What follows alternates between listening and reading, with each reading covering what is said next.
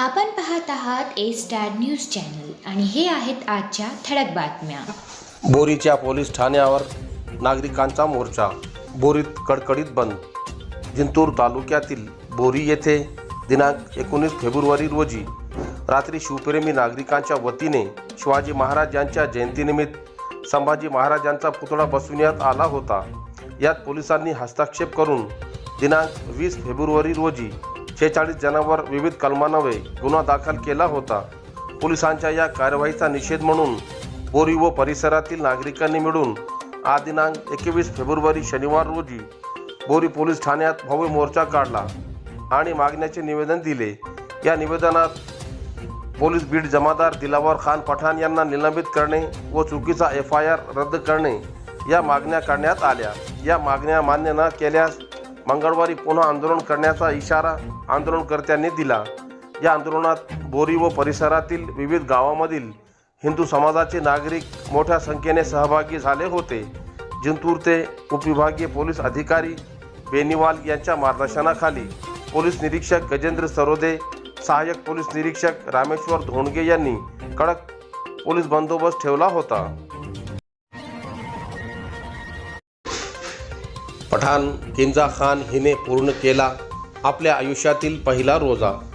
सेलू तालुक्यातील बालूर ग्रामपंचायतचे माजी उपसरपंच पठाण लाल खान यांची नात, चाठाणा जिल्हा परिषद शाळेचे शिक्षक पठाण रहमान खान यांची कन्या पठाण किंजा खान हिने आज दिनांक 21 फेब्रुवारी शनिवार रोजी आपल्या वयाच्या 7व्या वर्षी आयुष्यातील पहिला रोजा पूर्ण केला.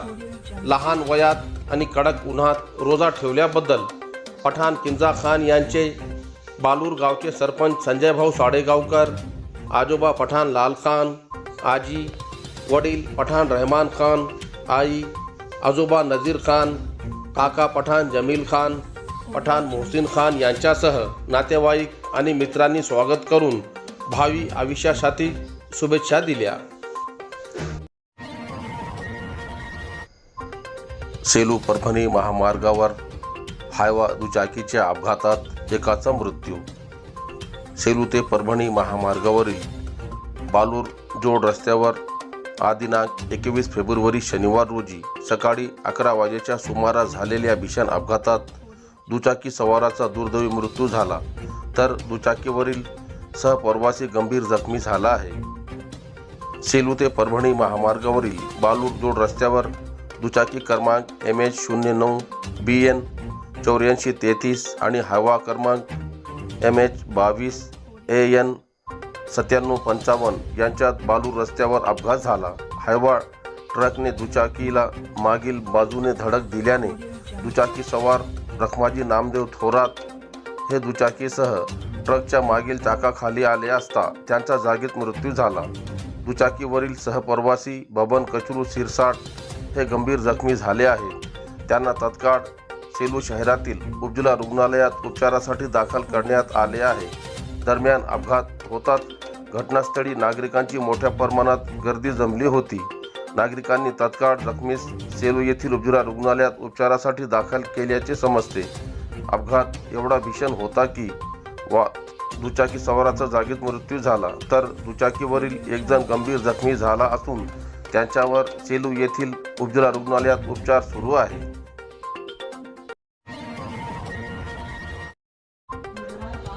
मानधनी परिसरात अल्पवयीन मुलीवर अत्याचार करणाऱ्या तिघावर जिंतूर पोलीस ठाण्यात गुन्हा दाखल.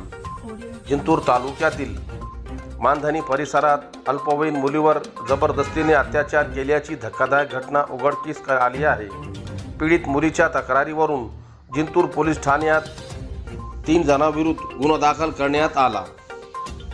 आरोपी बाडू गुलाब वाघमारे आणि अजय तुळशीराम जाधव यांनी आपल्या मित्राची अनिकेत दिगंबर जगताप यांची ओळख पीडित मुलीशी करून दिली.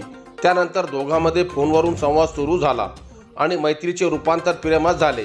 यानंतर 12 फेब्रुवारी 2026 रोजी रात्री 8:30 ते 13 फेब्रुवारी 2026 रोजी सकाळी 8 वाजेच्या दरम्यान मानधनी गावाजवळ अनिकेत दिगंबर जगताप याने पीडितेला नेऊन इच्छेविरुद्ध तिच्यावर जबरदस्तीने अत्याचार केला. तसेच ही बाब कोणाला सांगितल्यास वडिलांना ठार मारण्याची धमकी दिली. घटनेनंतर काही दिवसांनी पीडित मुलगी पोलीस ठाण्यात हजर होऊन तक्रार दाखल केली. तिच्या फिर्यादीवरून जिंतूर पोलीस ठाण्यात आरोपी बाळू गुलाब वाघमारे, अजय तुळशीराम जाधव आणि अनिकेत दिगंबर जगताप यांच्याविरुद्ध गुन्हा दाखल केला आहे. सूरज काकडे यांची मानवत पंचायत समितीच्या गटनेतेपदी निवड. मानवत पंचायत समितीच्या निवडणुकीत निवडून आलेल्या राष्ट्रवादी काँग्रेस अजित पवार पक्षाच्या नवनिर्वाचित सदस्यांनी गटनेतेपदी पाडोदी पंचायत समिती गणातून निवडून आलेले सूरज काकडे यांची एकमताने बिनविरोध निवड केल्याचा प्रस्ताव 20 फेब्रुवारी शुक्रवार रोजी परभणी जिल्हाधिकारी संजय सिंह चौहान यांच्याकडे सादर केला आहे.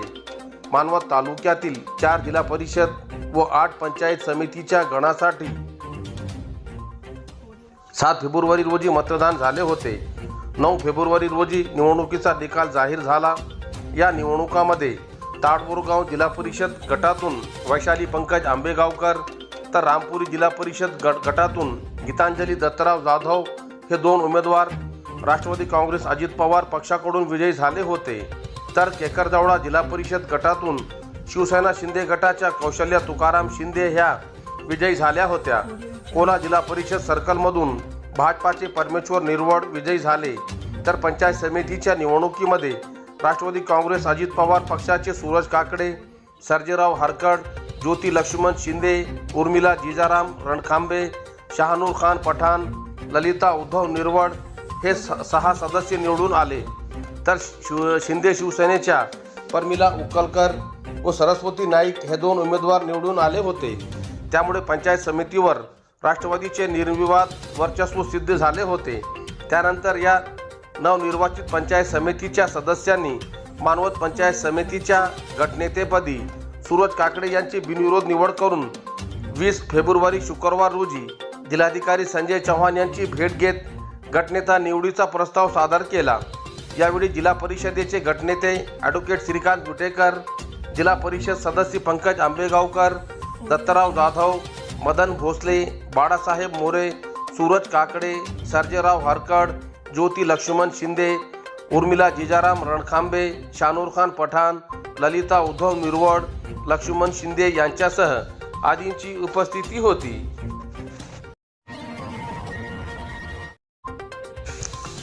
इस्लाम धर्मात सर्वात पवित्र मानला जाणारा रमजान महिन्याचा प्रारंभ. इस्लाम धर्मातील सर्वात पवित्र मानला जाणारा माहे रमजान दिनांक 19 फेब्रुवारी गुरुवार रोजीपासून सुरू झाला असून मुस्लिम बांधवांमध्ये उत्साहाचे वातावरण आहे. या पवित्र महिन्यात विशेषतः 10 दिवसाचे 3 खंड रोजा, उपवास, नमाज, कुराण पठण व इतर धार्मिक विधींना विशेष महत्त्व असते.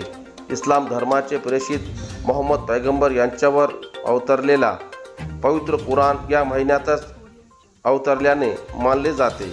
त्यामुळे रमजान महिन्याला विशेष आध्यात्मिक महत्त्व आहे. या महिन्यात 30 दिवसाचे रोजे ठेवले जातात. पहाटे सहरी करून सकाळी सुमारे 5 वाजल्यापासून रोजा सुरू होतो.